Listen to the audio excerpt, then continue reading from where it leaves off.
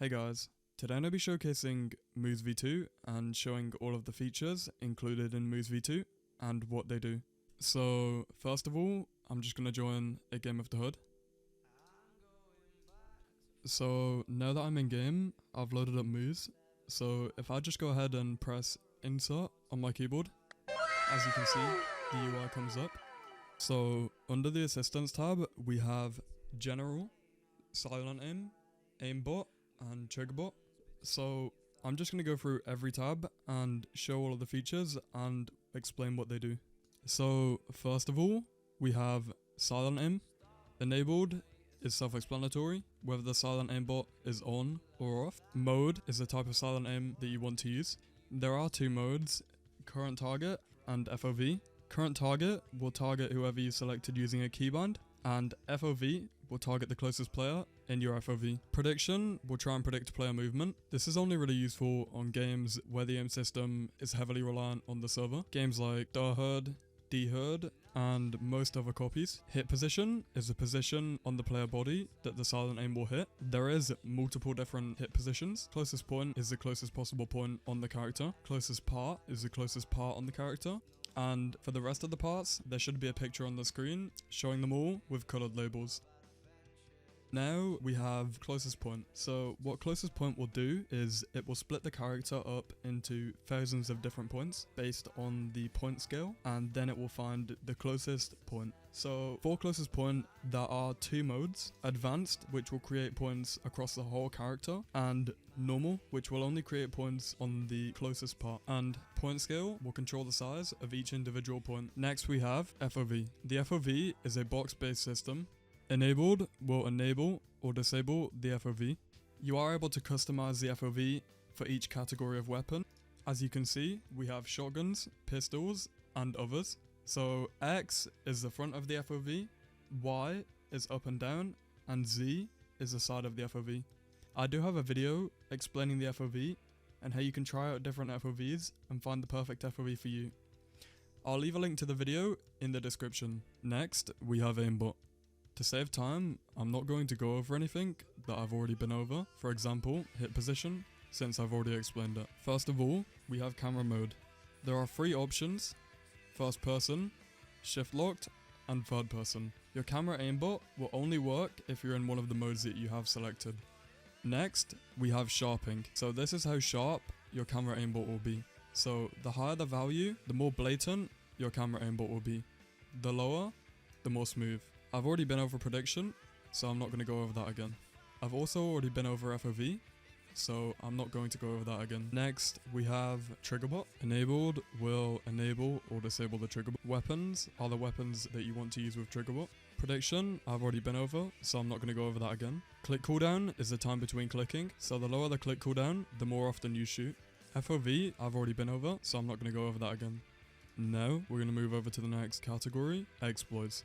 First, we have client bullet redirection. To better explain what client bullet redirection is, I'm going to go into paint and show you an example. So imagine you have an enemy and you're aiming here on the blue and the enemy is moving to the right.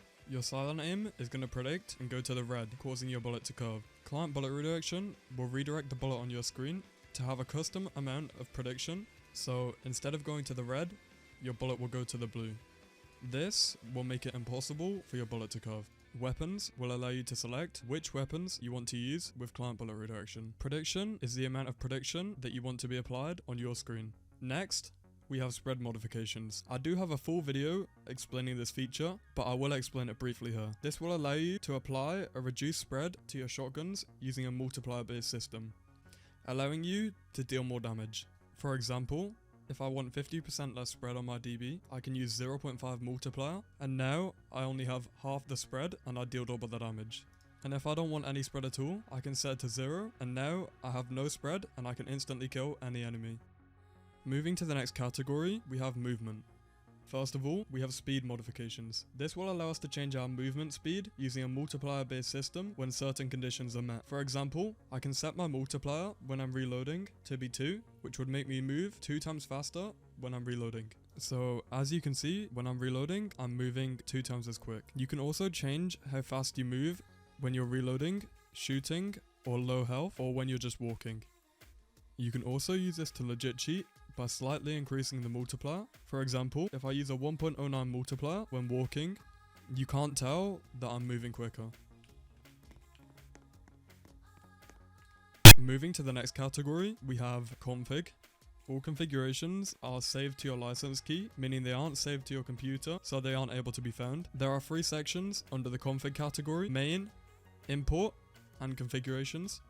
In main, you're able to save a configuration by entering a name and clicking the save button. For example, if I want to save a legit config, I can type in legit and click save. And now if we click configurations, as you can see, our configuration is here.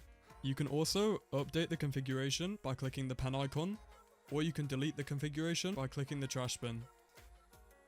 Each configuration has a unique code. This code can be imported by your friends that also use Mooze, and they're able to use your configuration. You can click the clipboard icon to copy it to your clipboard, and all they have to do is go to import, type in a name, and paste in the code, and click import, and then go to configurations, and the configuration should be right there.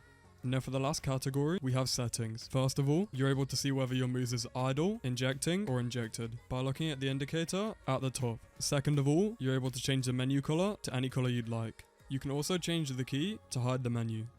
And you're able to change the size of the menu. Next, we have a cleaning section. Background cleaning will automatically clean traces of Mooze in the background to make sure that you don't get caught in a PC check. You can also pick what you want background cleaning to clean. We also have a manual cleaner where you can pick exactly what you want to clean. That's everything for the showcase, but we plan on adding a lot more to V2, and we're really excited to finally announce this to you guys.